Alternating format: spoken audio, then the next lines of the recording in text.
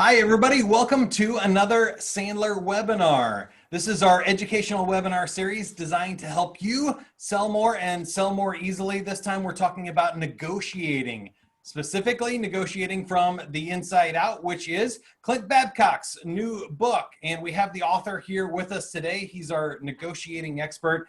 He's been on our podcast. He has now written the book, and he's been involved in helping us shape our online courses and other delivery with negotiating. So we're going to dive into it and give you as much help as we can today with figuring out your negotiating process. How can you get more win-win outcomes so that your client feels like you treated them well and you don't feel like you got beat up, that we have sustainable business relationships over time.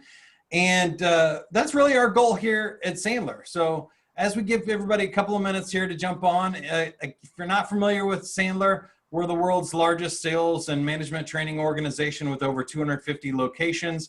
We train over 30,000 people a year. 50% more salespeople hit their quotas if they've done Sandler training than if they haven't. We really pride ourselves on that, of moving the needle and making sure that you can actually sell more, not just have good ideas about something theoretically you could try someday.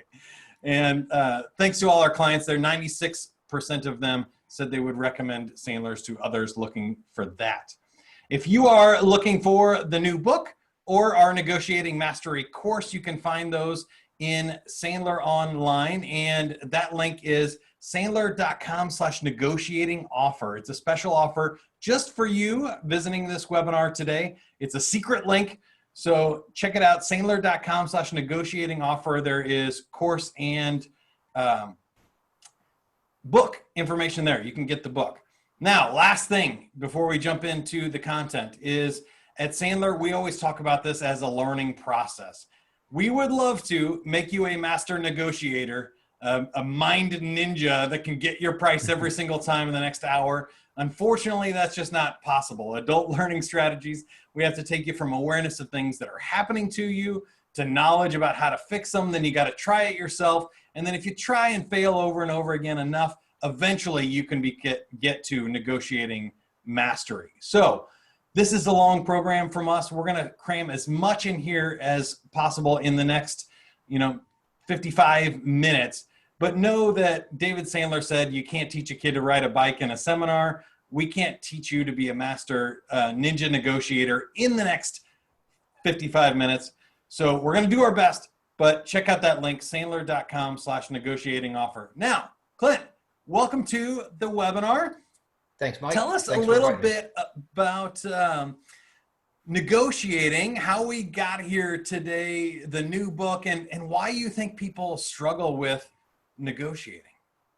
So, Mike, obviously I've got the pleasure of being in front of all kinds of sales organizations, sales teams, individual salespeople, and have the pleasure of being able to work with them with the Sandler system. And we very methodically take people through that. And one of the things that always ends up coming up is this topic of negotiations, and even good salespeople that have never been involved in Sandler before get hung up when it comes to this point of the pushback from the customer, from the prospect.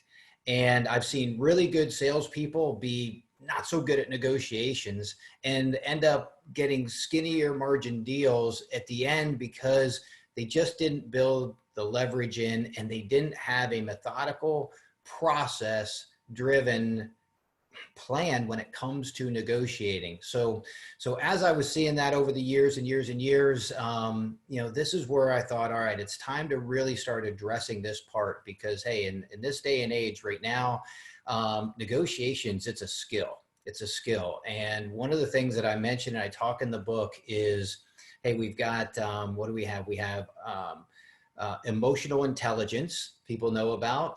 We have artificial intelligence, people know about. So the question that I pose early on in the book is negotiations intelligence, or negotiating intelligence. How much do you know about this topic? And one of the things, just from my experience, when I ask that to the clients that I've got, I get a few things here and there, Versus if I said, hey, what do you know about your sales intelligence? What do you know about sales? Of course, boom, boom, boom, boom, all kinds of stuff.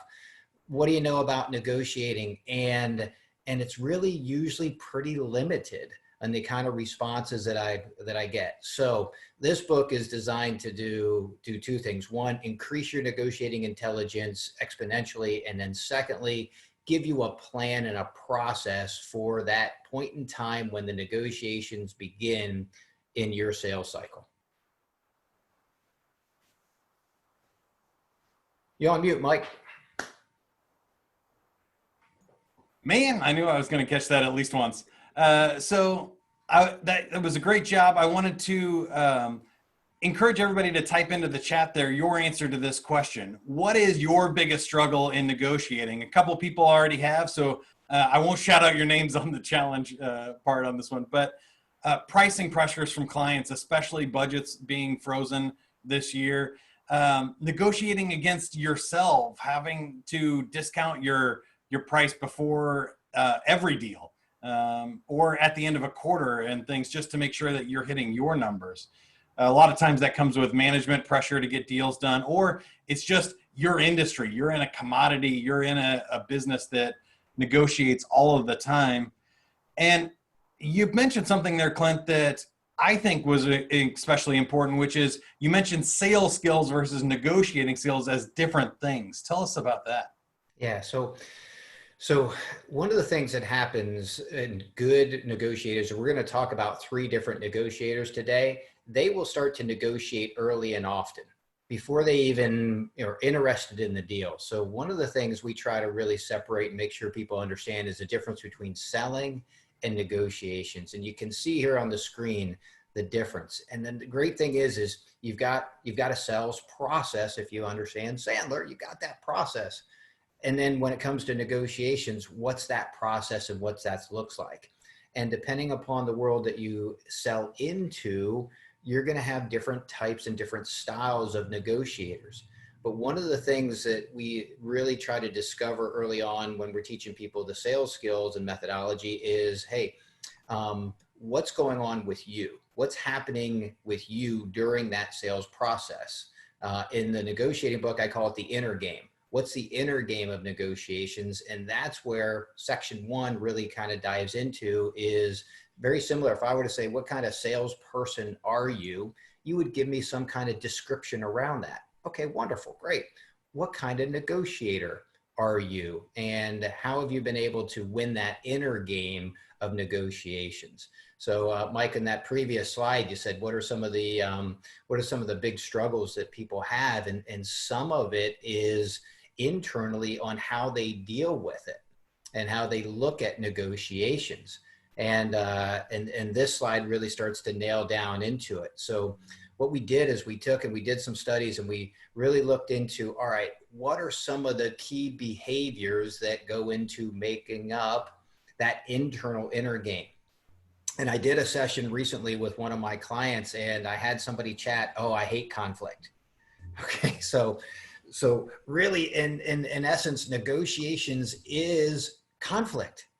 They want something, you want something. And if you're not really good about conflict and you're more on that retreat side than you are being able to deal with it, then hey, how are you going to handle this? So we look almost on a scale. If you were to look at each of these and give yourself a score on a scale of 0 to 10, 0 being I'm going to retreat, 10 being, oh my gosh, if I can create conflict, I'm going to, I'm going to poke that bear. That's, you can't be on either side, because if you are so strong with conflict, then you're probably not going to ever want to negotiate. It's going to be my way or the highway. But if you also retreat, you're going to be, you're not going to be in that right area as well. Same way with assertiveness, right? So kind of take a look at each of these. Give yourself a gauge on where you are. Another one I want to hit on is emotional composure. Okay. Think about being a 0 would be volatile, would be, oh my gosh, somebody wants to, negotiate. I can't believe, how dare they? And you get emotionally driven in. And then versus, all the way being stoic about it and having no emotions whatsoever being shown. Either way, you're probably got to find that center ground that's going to help you with this. So the inner game starts right here with, hey, as you look at these behaviors, where do you rank yourself and how are you in each of these? Yeah, I love this a lot because we're talking about a balance here. It's the Mm-hmm. Goldilocks zone, right? If you're too competitive, you're beating your customers up and you're turning them off. If it's all about you and your ego, Yeah. you're turning people off. But if you're not putting yourself first, if you're not having equal business stature, if you're not at least a little bit competitive, you're just giving up all the time. Yeah. And sometimes that's the Mr. Nice Guy or Mr. Nice Gal syndrome where we just give everything away because we're trying to help people so much. And that's not Yeah. great for us either. And I know even to that, those things, we have a way to assess those for Mm-hmm. individuals. And we have a way to assess these negotiation styles based on your DISC personality style. Can you talk a little bit about that? Yeah. So think about first and foremost, knowing yourself, knowing how you're wired in your communication style. So we use this DISC model in the sales side as well as in the negotiating side, because you've got to know how do you communicate and how do you come across in your natural style. So you've got your dominance. These are your be brief, be bright, be gone kind of people. So if that's you, you're going to tend to want to dominate the negotiations. And there's no good or bad, no right or wrong here. It's just first and foremost understanding your style. Influencers, you're going to be the people oriented. You're going to want to make sure that people feel good about you. Popularity and engagement. You love to be around people and people are attracted to you. Here's the thing, there's good and bad to each. Dominant, you can come across too strong, that might push somebody away. Influencers, you could come off too nice, that people might try to take advantage of. And then you got your steady relators. These are the cool, calm, collected people. No highs, no lows. Don't like change, don't like risk, and typically don't like conflict. And so therefore, are going to struggle when it comes to that negotiations unless they have a structure and a process. Then they're going to be good. And then you have your compliance. These are our data oriented people. Bring numbers, logic, data. These people negotiate from a standpoint of information and can be some of the toughest negotiators because they're going to research, they're going to know their numbers. And if you don't, they're going to be able to have a little bit of that upper hand during this. So it goes twofold. Which one are you? And that's going to help you to understand how you're wired and how you react under pressure of a negotiations and how you communicate. And then also, how can you find out and what do you do to make sure that you understand your counterparts' communication style so that you can meet them and understand how they're communicating to you. And now you have a better chance of being in engagement with them. One of the things that we really talk about is, hey, in negotiations, building that relationship. And that means mirroring and matching. Because here's a question that I ask a lot is, would you negotiate harder or easier against somebody that you have a good relationship with? And what will they Easier. do? Yeah. Absolutely. Absolutely, Mike, you got it. So if you can connect with them early on, that's going to be to your advantage later on. And you'll see that we talk about building sources of leverage. We're going to get into that. That connection, that relationship building early on is a source of leverage that you will be creating throughout the sales cycle. And we have one more slide here on the types of negotiators. We've already given you several frameworks here. This is when you're dealing with somebody else understanding how savvy they are with that negotiation intelligence, right? Yeah, yeah. So this goes twofold. As I go through these, I want you to think, oh, what kind of negotiator am I? Where do I fit? And then I also want you to think about the businesses and the industries that you sell to. Who do I typically come up against? So the amateur buyer, the amateur negotiator. This could be, usually you'll find these in the SMB space. It'll be somebody that doesn't negotiate a whole lot. They've got no process, no system. Could be a C-level executive, could be a mid-level executive. that that only does this occasionally because they're not consistently buying things, and they have within their organization and within their company, they have zero buying process. They haven't thought about it. They engage. They have a vendor or a partner, and there's no real thought about it. However, they do believe that negotiations is a game, and they're going to poke at it, but they usually don't have anything beyond that first move. That first move is, oh, you're going to have to sharpen your pencil. That's their move. There's no real plan to it. So if you sell into that SMB small business space and you find that, hey, I don't get negotiated a whole lot, but when I do, it's usually pretty not that difficult, but they're hitting on maybe a term or a condition or something. That's your amateur negotiator. Now your tactical negotiator, now you're up in the game. These are the people that you're going to run into in procurement.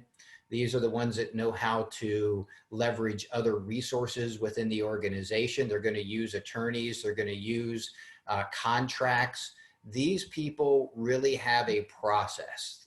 These are the ones that if you, they know how to leverage not just you against any other competition, but they know how to leverage coaches internally within the business. And they look at it as, hey, this is my job. And this is why you'll find CPM, certified purchasing managers, are really good tactical negotiators. And they probably have taken a course or two on how to negotiate from a buyer's perspective. And then you have the strategic negotiator. This person has read more books than you have. This person has studied negotiations as a core skill set of theirs. They know how to be able to build rapport with you. They look at negotiations as cooperative as opposed to competitive. They know that the closer they get to you, the more they're going to start to understand what's driving you, what your priorities are. And they're already creating a plan of concessions on what they're going to be looking for and asking for. These people look at it as the psychology part of being a good buyer and a good partner. So think about how many hours and time you've invested in increasing your negotiations intelligence. And now, where are you? Where are you as far as each one of these? And put your buyer's hat on for a second. When you're going to buy something, where do you fall? And maybe you fall in a certain area that you just got to increase some of that knowledge. And hopefully you're going to pick up some of that from today's session. Yeah, I think this is all great stuff. And when I think about strategic negotiators, you're talking about people that are getting multiple bids. They're keeping you guessing, playing their cards close to the vest. They might take the deal away and say, I don't need it. Or they're looking to shop your proposal against somebody else's, or even, timing their purchases to the end of the quarter or end of the year to get the best deal, or waiting for those sales, or waiting until you're desperate, right, for your commission check. There's a lot of savvy things that go on here in negotiating. And so that's where I wanted to wrap up this first section and ask you in the audience here, if you're watching today, what is your negotiating strategy and skill? How would you rank yourself at this point? Do you consider yourself a win-win negotiator, a win-lose negotiator?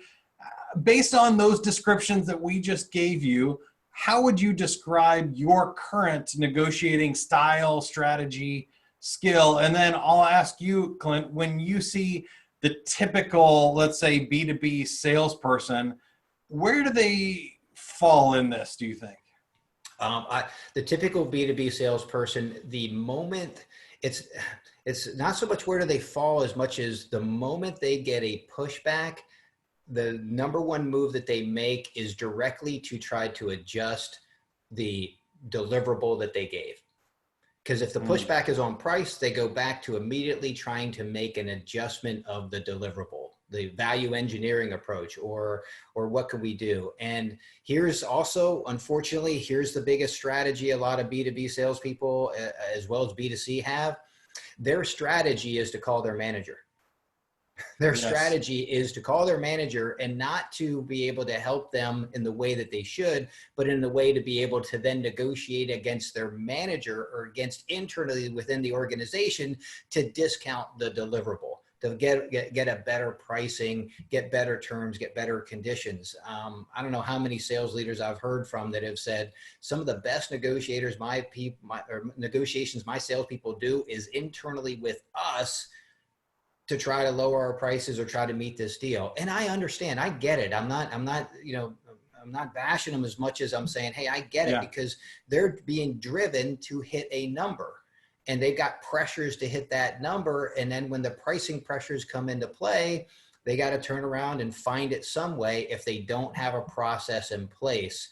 And that's what we hope to be able to give them is, hey, we have a negotiating process within our organization, within our company. And as long as you follow that process, we're going to have a good outcome.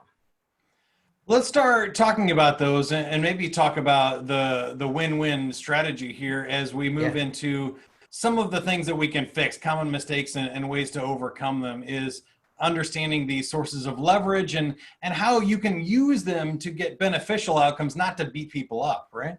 Yeah, absolutely. And I look at it as through the cycle, you're either building assets or you've got liabilities. Okay. Look at all four of these. Time, right? Time. Is it an asset or a liability? Those of you that understand the decision step within the Sandler process on how we cover the time that they need to implement or have this, you can build that as an asset because you understand what their time frames are. If we make it an issue that we have to push this in, we're calling to try to get a deal by the end of the month, then it becomes a liability. If somebody called me and said, Clint, hey, I know you're looking to buy this. If, we'll give you 10% off if you can sign this contract by the end of the month, it just becomes a liability. Thanks for that 10%. I'll take that. And now I'll ask for more, right? Because you've just given me a pressure or a liability that you have that now has become an asset of mine. And then belief, and I'll roll through these real quick. Belief is your own belief about your products and services, where you fit positioning in amongst your top competitors. Do you believe in the business and the company? And there's been times where we talk to some sales reps who are like, look, I can go sell this all day long, but I'm not so sure we're going to be able to deliver it. So therefore the belief mechanism kicks in and hurts the negotiations. Need, who needs it more? Who needs it more? Directly related to the size of your pipeline. It's an asset if you're like, hey, if this happens this month, great. If it doesn't, that's okay. I still got other deals going. It's your pipeline will build that as an asset or liability. Need of the customer as well, your understanding of that. Emotions. Are you emotionally drawn in or are they? Right? Where are you balanced on your emotions? Relationship. Stronger you have a relationship, the more they keep you at bay, the more it's a liability. The tighter you get, the more you spend time with them and really try to understand their makeup, who they are, what drives them, their priorities, the more it becomes an asset versus a liability. Understanding what's important to them, their priorities. Do they understand, do you understand their top 2 or 3 priorities with this opportunity and understand what's not as important to them? Why do they truly need a solution that you may be able to provide? Ownership. Have you co-created the solution with them along the way? Think about it. If you and I, you're selling me, and if you and I are partnering together and I've had involvement in the ownership of creating that solution, why would I want to negotiate now at the last minute against it? Because we built it together versus you building it in a vacuum and coming to me and going, okay, Clint, here's what I got. And I don't have any real ownership on it. Now I feel a little bit stronger to negotiate. And then last is skill set. Is your ability versus their ability. Who's got more skill set and working their way through that and being able to think and process and have this strategy. And here's what we know. Sometimes, especially in that tactical and strategic buyers, their skill set is absolutely stronger. And if you can't recognize the moves that they're making, then they got more skills than you do. Well, I love these because everything on this list here, and you might want to take a screenshot of it or buy the book, Sandler.com/negotiating offer. they're all in your control. You can control how things are moving in the timeline. You can control your belief, how bad you need the sale, how emotionally involved you get in it, how strong your relationship is, your understanding of their business, whether you include them in co-creating the solution, and how good you are at practicing your skills. That, to me, that's 8 things right there you can do to become a better negotiator. And we're going to add to it right now 7 things that you can avoid doing to make yourself a better negotiator. These are huge tips. Yeah. I'm not gonna, you can see them, most of them are pretty self-explanatory. Number 3 being the universal one, don't give up something without getting something in return. Losing control of your emotions. This is why team selling and team buying is so important. And then number 7, failing to understand that money is never the real issue. Okay. This one's big. A few years back, I was doing a talk for a technology group here in Tampa, and it was a women in technology group. There's probably 60, 70 people in the audience, and we were talking about this negotiation topic. And towards the end, this wonderful lady raised her hand, and she said, "Hey, I'm the CIO of a local city here in town." And she said, "Look, I negotiate a lot." And she said, "I absolutely can tell you, as a government organization, I need all my vendors and partners to fully understand that it's about the money. I need them to understand that, and I need them to believe that. But I can tell you right now that if I had made decisions based upon the lowest price, I would have lost my job years ago. But I gotta make, hey, I'm a government org, everything's tracked, but there's no way I'm ever choosing that lowest price if it isn't the best fit solution for what I'm doing, because I've got to stand behind that. And I've got to be able to say, this one that was 12.5 points higher than the lowest price I went with because of X, Y, Z. And if it's the best fit solution, I'm going with that no matter what the price is. So even in the government space, it's not about the money. Yeah, I want to ask everybody here, which of those 7 do you think needs the most attention from you right now? When we get into these solutions and we're figuring out how to deal with some of these challenges, go back to this slide real quick. Which of these do you feel like is the one that's maybe your Achilles heel? I know, pre-negotiating position is also tough, or entering unprepared. I think a lot of salespeople just go in there and they wing it and they hope it works out for the best. And then if somebody starts beating them up on price, then they start thinking about their concessions, their negotiating plan, and everything else. I don't know how many people run into number 1 and fail to recognize it at the end, right? I think sometimes we might fail to negotiate it going into a call, and then we go, "Ooh, this person knows what they're doing, and I better bring my A game," right? Mm-hmm. Yep. Any of these others jump out as ones that you think salespeople make a lot? Well, let's take number 4 as a placeholder to when we get into the 3-step playbook that we have of negotiations, because talking too much, what ends up happening on any kind of an ask from a buyer, we tend to automatically want to defend and justify, which puts us absolutely in that aspect of talking too much. So let's use that as a kickoff when we get into the 3 steps that I'm going to share with them about the negotiating playbook, because that'll help you keep you from doing that as well. Yeah, and before we do that, we want to tell you about some of the moves you will see negotiators make. You probably recognize some of these, and some of these might be your Achilles heel as well. So these are things that you can control your reaction to when you see buyers do these things. We all know the flinch here. I'll take the first one, Clint, is my dad is really good at this, right? No matter what they say. I was selling a guy one time, we were selling promotional pens, and they were literally 7 cents a piece. And he goes, 7 cents? What, are you kidding me? You're trying to rob me blind, 7 cents. You got to be kidding. And you're like, that's just a total flinch. There's no way you think a 7-cent pen is too expensive. Hey, Mike, it's free. No way. Exactly. So tell us about these other 11 here. All right. So let me set this up. As you're looking at these, there's probably some you recognize, maybe some you're kind of a little bit curious about. Here's why this is important is there's been a couple professional sports teams over the last couple of years that have been accused of stealing signs, that have been accused of stealing information in order to have a competitive advantage. So if you can see what's coming, if you can see what's happening, if you can identify this, then you have a good way to be able to deal with it and react to it and respond to it appropriately.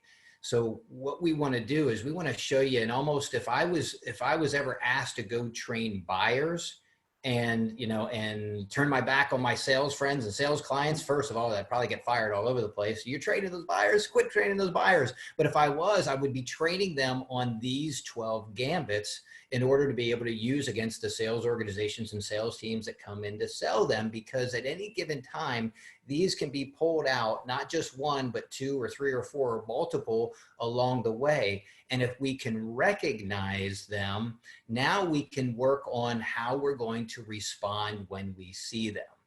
And there's not a single person on this webinar that hasn't heard number 2, your competition is cheaper. And we're going to talk about how to address a handful of these, some of these, as we get to our 3-step playbook. But you've heard that. So what do you do? What do you respond to? Unfortunately, a lot of times, too often, it's, well, where are they? Irrelevant. You probably, at most, you ought to just expect that that's going to happen unless you're the low market leader in your industry. Lower authority, higher authority, you've heard this. Hey, just get me the proposal, get me this. I got to take it up to so-and-so. Oh, so-and-so said, we got to change the terms of this agreement from 3 years to 1 year, but we still want the 3-year pricing, whatever that might be, right? There is that hidden higher authority person at play. And then you got good cop, bad cop, good guy, bad guy kind of playing. Everybody's seen that. Hey, my partner, they don't really want to do this, but I want to do it. And now you've got that playing. Hot potato.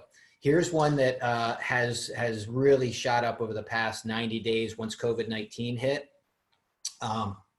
Hey, our budget has been cut by 20%. What can you do? Hot potato just means they have made something that is their problem yours. And they're trying to get you to solve their problem. So it could be internal moves. It could be a number of different things, but just recognize when somebody tries to get you to rescue them, they are playing victim, and therefore you now jump in to try to save the day in some way, shape, or form when it's really not your problem to do. Emotional outburst was really what Mike just did earlier, except it usually involves swearing and cussing and some slamming of doors and such. So it's just a higher version of that. Fait accompli, probably one of my favorite moves. This is where the best example of this is where you send over a proposal or a contract, they redline it, cross things out, change something, sign it, and send it back. It just means deal's done. Here you go. This was used on me in my story in the book, in my first story of setting up the book. It was used on me of, hey, this is what we're going to do and take it or leave it kind of thing. And it's a really, really good, strong move because the salesperson thinks, hey, I got a deal. And now they go internally to try to sell that deal that they've got. And instead, it's really not a good deal, but it is a fabulous move that a buyer can make. Best and final offer, BAFO, right? So, hey, let's not do this negotiation game. Just put to me your best and final offer. And then that begins the negotiation. Stonewalling, probably the toughest thing for salespeople to deal with. That's the go silent, go deep. You've been ghosted. It's a phenomenal move. All of a sudden, everything that you've had, now let's not move. Escalation. Hey, look, there's a lot more business behind what we've got here. We've got multiple other offices. We're looking at doing this. You give us a good deal on this one, it gets your foot in the door. And now you go and you skinny up your margins only to now create a baseline of how you're going to work with that organization. Nibbling, phenomenal move. Early on, they start chipping away, start chipping away at the process. Hey, hey, what about this? Can we have this? Are you able to include this? Can you throw this in? They haven't even made a decision to go with you yet, but yet they've decided to negotiate and nibble early on. And then changing the rules. Changing the rules is something that for especially my enterprise sales group drives you nuts, is when you've been having a good, nice 7, 8, 9 month relationship with somebody, and next thing they do is they go, hey, look, I'm no longer going to be in charge of this project. I've got something else. Hey, I want to, hand you off to so-and-so. Or you get down to the point of where you've delivered a proposal and they say, hey, look, sounds good, but we gotta alter this and change this. But they still want the additional pricing that they've got. So it's basically that movement at the end to be able to change the rules on how you've been able to play. So Mike, which one of these, if any, do we need to dive in any further? Are we good? Well, that's what I wanted to ask our audience today. So type in the chat there. Which of those hit you in the gut? Which one got you where it counts? And you said, man, I've run into that a whole bunch. We're going to talk about that master negotiator playbook and our 3-step solution here in a second. But throw these up again just in case you need the names. Clint, I don't know. What do you think? You hit on a bunch of the good ones. For me, I think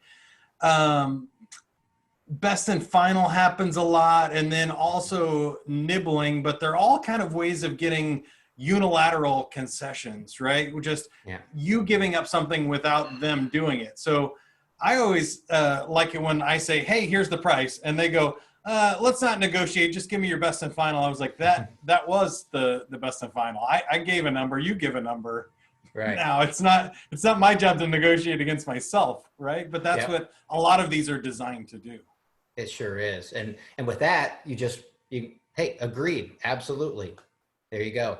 Done. Over with. Negotiations ended on your part. Doesn't mean it's ended on their part, but it absolutely does. Something, why don't we do this? Why don't we take your competition is cheaper and take that one as our example and work it through the playbook. Would that work? All right, let's do that. I like that. So we're going to jump in and talk about this Master Negotiators Playbook that you've put together in the book. It's also in the course. We have some great online courses and a full training program that you can do 2 days on this. You can drip this out over the course of a quarter if you want. You can just talk to your local Sandler trainer and we'll get you involved in this. But let's use that as the example because everybody has some sort of competition, even if it is not doing anything, right, Clint? That's always cheaper. And tell us about how we got to here and what is this negotiators playbook? All right. So here's when I'm teaching this, what I'll do is I'll say, okay, the moment somebody starts to negotiate or push back, what comes out next? Are you ready? Have you prepared yourself? Have you practiced in order to get yourself prepared for what are the top 2 or 3 or 4 gambits that are going to be used on you in order to be able to have a response? And what we want to do is we want to give you the structure of a response, especially for the first 2 responses to this. And here's the thing that I need to anchor into your heads. Your first move is to give them absolutely nothing except an assurance. So first move is acknowledge, reassure, and ask a question. So Mike, you played prospect for a moment and just kind of give me that, hey, your competition is coming in cheaper in some way, shape, or form. Hey, Clint, I love the proposal you submitted here, but I got to be honest with you. The guys across the street, they're cheaper, and it sounds like they're doing the same thing. Okay. Hey, Mike, first of all, I appreciate you sharing that with me and being open enough to tell me a little bit about that. Look, I can assure you that based upon the situation that you shared with me, the problems with X, Y, and Z, that what we put together is absolutely going to take care of that, just not in the present, but also moving forward. But, let me ask you something. Why do you think they valued their solution less? That's a good. All right. We can stop right there. Right. Yeah. So here's what, notice what I did. I acknowledged it. I reassured that the solution was going to solve the pains. I went back to the issues and the problems that he had to give him the assurances of that. And now whatever question you have to come back and ask that might be appropriate is going to be, is what's the structure of this. Because otherwise, if you just acknowledge and reassure, then he's going to come back and ask another question. And what's a big part of Sandler is the person that's asking the questions is to control the process, control the conversation, control the negotiations. And remember what we talked about number 4, which was talking too much. I didn't try to defend and justify why our pricing is where it is. He's making it about pricing. That's a position he's taking. What's his mission? His mission is truly to get a problem solved. And now I'm trying to get him, in this version, I'm trying to get him to question, why are they lower? Instead, he's trying to figure out, why are we higher? I don't know. Doesn't matter to me. I want him to really question, why do they value their solution less than ours? Love that. That's a ninja move. And that takes us to step 2. That might solve a lot of your problems, but chances are they don't just give up and go, you're right, good point, and sign the deal, right? Yeah, you know, Mike, it'll really help against the amateur buyers. Amateur buyers, probably, I don't know, 70, 80, 90% of the time, they're going to go, well, you know, I had to ask. Well, of course you did, because they had no process. They had nothing to move forward with. And that's it. Check mark. They asked, and away you go. It's going to help you a lot all across the board, but that's the first move. We gave them nothing, but just an assurance and understanding that, hey, you know, there's something there that we got to redirect them back to, which now leads us to step 2. Okay. So now Mike's going to say something like, yeah, but, right. So, yeah, but, you know, hey, you know, it seems like X, Y, and Z. So in other words, my step 1, although it might have been somewhat effective, didn't get them off. So what's my next 2? My step 2 is now I'm going to struggle. I'm going to really this is where sales is acting, negotiations is acting. Got to make it seem like, well, gosh, Mike, you know, maybe we missed something here. You know, maybe there's something that we didn't account for, we didn't look at right.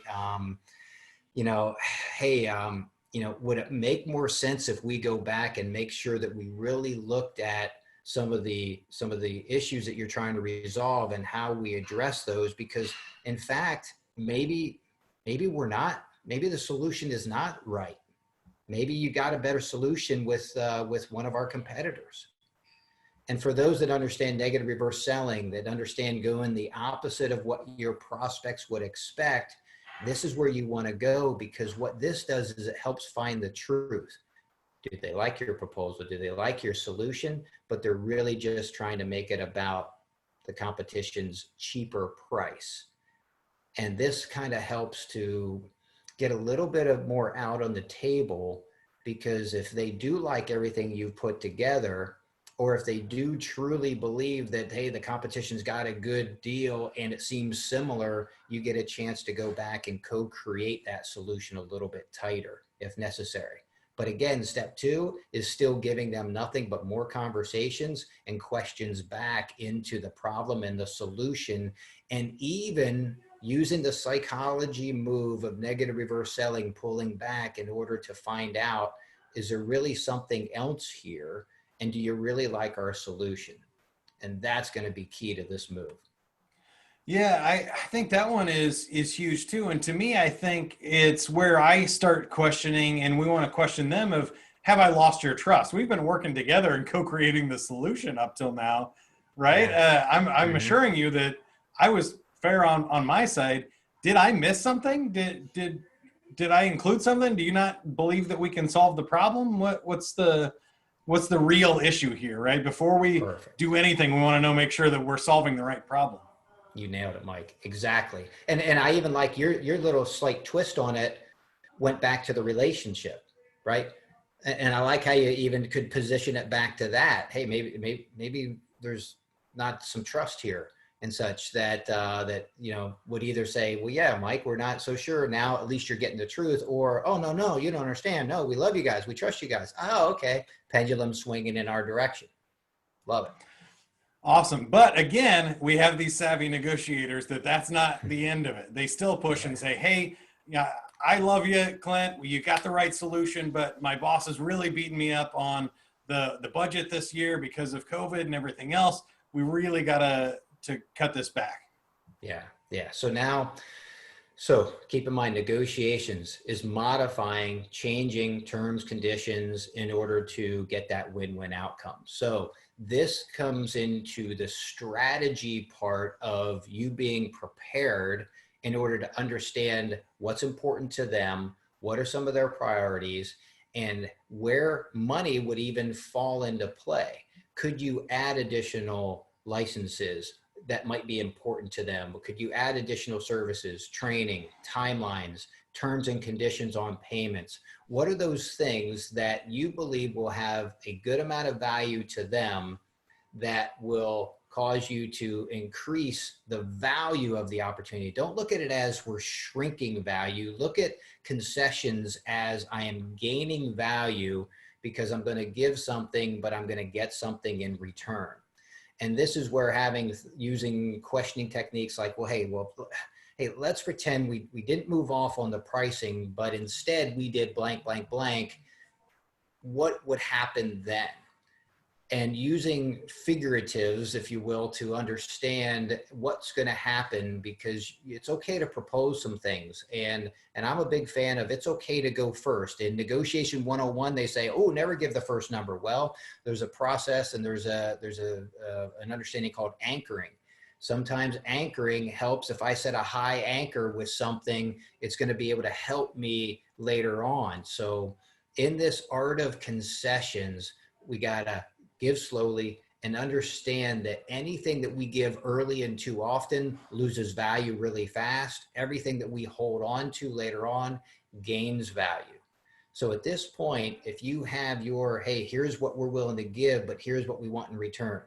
Here's what we're willing to give. Here's what we want in return. Now you've strategized that negotiation process in order to make sure that you know where you're going to hit in order to gain that what we call cooperative.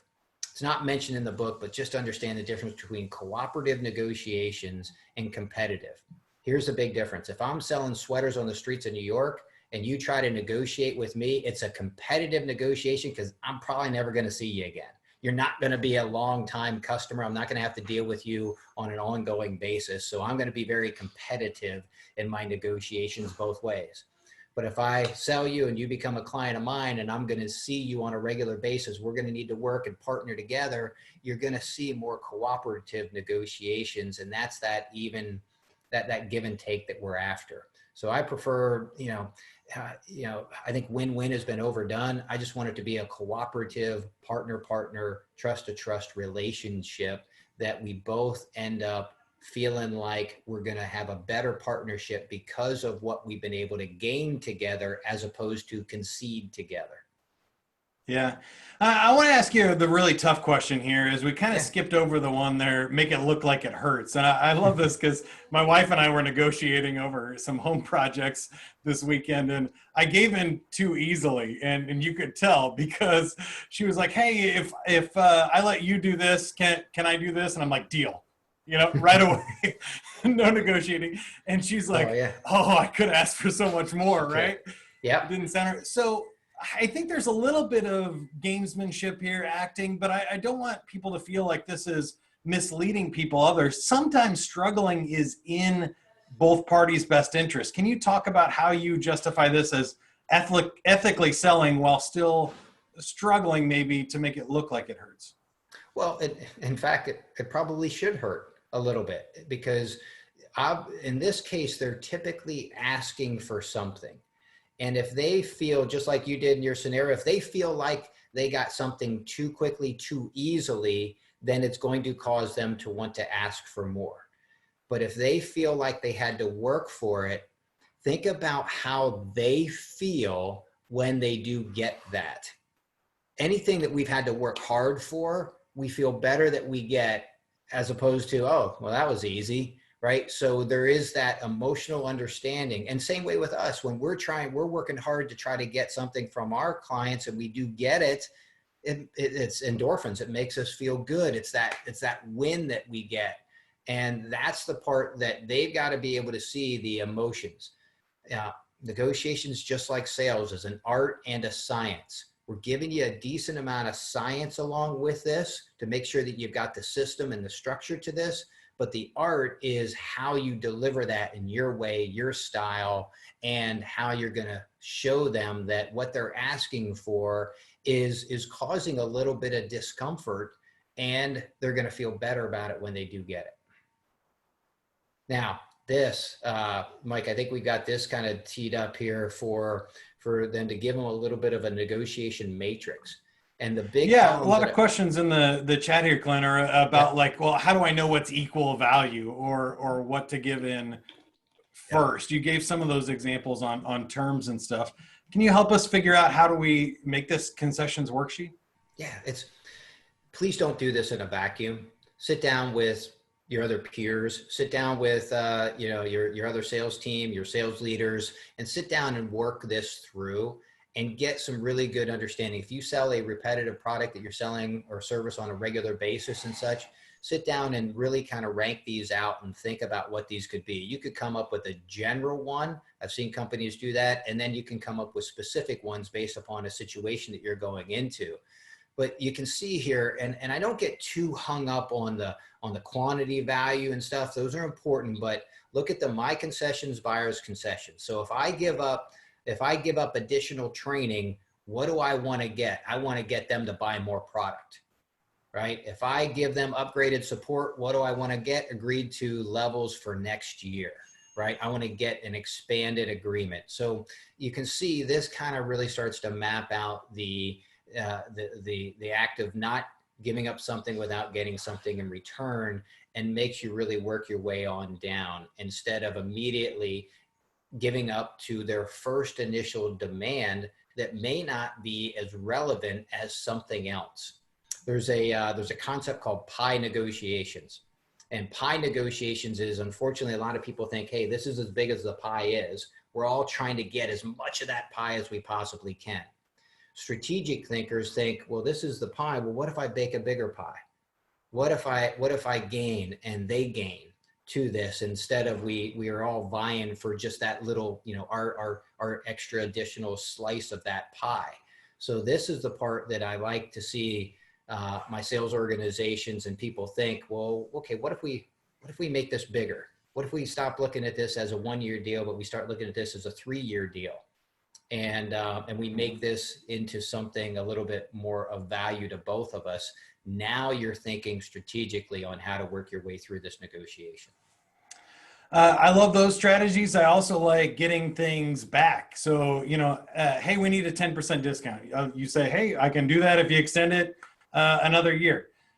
Or it could be something like I could do that with a referral to another organization that does business with me. You see those kind of deals a lot. It could be more services, the cable companies, right? I get that free home phone line that I don't understand why I have still, Yeah. but it's cheaper to get the home phone line than to not get it. It doesn't make any sense to me. Absolutely. Absolutely. And then, Mike, I know we're getting right up on our time. Here's the best practice that I like to leave everybody thinking about. The next time you go to buy something, strategize on how you're going to do this as a buyer, and what are you going to say and how are you going to say it, because you can absolutely sharpen your negotiation skills, I think, a little bit easier as a buyer as opposed to being the seller. So how often do you negotiate for the things that typically may not be negotiated for? I had the pleasure of getting out to play golf last week, and went to this course, and something that I'm considering maybe becoming a member of or not. And they have a guest fee. And I said, hey, what's the guest fee again? Oh, I said, I could have sworn I thought it was a lot lower than that at one point. Was it? And the guy goes, well, yeah, depending upon the time of the year, it could be either this or this. I'm like, huh, wow, really? That's kind of odd. He goes, well, I'll give you the lower rate. That was it. That's all I did. But, Nice. and it saved me $30. Was I negotiating? Yeah, I was. Did that person understand what I was doing? No clue whatsoever. And, and it's just those small little things that here I can sit and tell you this quick little story. Take these little stories and take these little things and go out and do them as a buyer. And that what you'll be able to see is how people react and respond. And that's what you get a chance to notice. I think that's a great thing. And I wanted to ask you about walk away points because we're getting ready to walk away from the webinar. But you can beat up Clint on his book. So feel free to reach out to Clint Babcock on LinkedIn, see how cheap you can buy the book directly from him. But we do have an offer. We made a unilateral concession at sandler.com/negotiating offer. This is a marketing deal and not a sales tactic. So get your deal there, because if you ask a trainer, they're not going to discount it as easily. But check out those special offers. I'm kidding here a little bit as we walk away. But Clint, final thoughts. Tell us about walk away points, when it's right to leave a deal on the table, and any final thoughts on why people should get the book or the course. Okay. So I've been asked a few times, hey, Clint, how did you come up with this title? I wrote the book and had zero title in mind. I did not have a title, and I don't know if that was right or wrong, but I did it, and we got down to the point where the book was totally written, and the editor that I was working on with this said, oh, hey, by the way, you've got a day or two. I need you to come up with a title. And a lot of people think that a book is written maybe linear. Hey, you start out with chapter 1, chapter 2, chapter 3. Well, no, you really, at least the way I wrote it, which may have been totally wrong, is I just started writing about certain topics and then drilling down into that. And then by the time we were done, it was in no order whatsoever. And then it started to come together. And as I started to look at this, I started thinking, all right, look, you cannot be a good negotiator until you really understand yourself and how you react and respond under pressure in negotiation situations, and understand your strengths and weaknesses in that. So I would say the biggest takeaway is, what kind of negotiator are you? What are you doing to strengthen your own ability to recognize other disc profiles? There is a content in there about understanding, being a rescuer, about understanding being a victim. There's things in there that you've got to be able to wrap your head around so that you know what your tendencies are. And I learned a lot through my Sandler career about how I react and respond in the sales world that helps me. And I needed to learn a lot about it as it relates to negotiations. So that would be the key thing that I would say. Because then we get into that. Section 1 is the inner game. Section 2 is understanding the playbook and how that plays out to the negotiation gambits. And then section 3 is about really enhancing that playbook with understanding how to deal with leverage, how to not fall into some of the errors that you've got. So hopefully that's, the big takeaway is you look at those 3 areas, and as you go through the book, you do a lot of self-reflection on some of the negotiating deals that you've done, and you learn from the mistakes, and now you start taking bits and pieces out of this, and you're able to hold margins a heck of a lot better for your organization, your company, and your commissions. That's awesome. We got about 60 seconds left. I wanted to get Stephanie's question in there about the walk away point and knowing when to leave the deal on there. What do you think? Yeah, when to leave the deal. If you've looked at this, if you've strategized on your matrix and you put what your bottom line is and you understand your walkaway points, then it makes it really, really easy. If you don't, then you've probably taken on a deal that at some point in time, really soon, you're going to regret. So think about, it's all about planning. It's all about going, all right, here's where I will not be able to go anywhere below this or be able to do this. It's your non-negotiables. And if you get to that point where you've looked like, hey, I'm going to be going beneath my non-negotiables, it makes it really, really easy. And you have to do that ahead of time, because otherwise you get emotionally drawn into it. Maybe you want the cash flow and you end up taking a deal you're going to regret. And that's going to be the part where you're not going to want to service or deliver on that deal. And both sides are going to leave unhappy. And sometimes a lose-lose is a good thing. Yeah. I appreciate it, Clint. Thanks for being on the webinar here with us today. Thanks for taking all the time, effort, and energy to write the book. I know it's a long process, and congratulations Yeah. on getting it out this month. You can check out the new book, Negotiating from the Inside Out, at shop.sandler.com or Amazon, or go to that special link, sandler.com/negotiating offer, to learn about our online course and other bundles and resources that we have available for you. Thank you for attending and spending the whole hour with us. You made it till the end. You did it. Congratulations. Have a great week. Good luck and good selling, everybody. Thanks, Mike.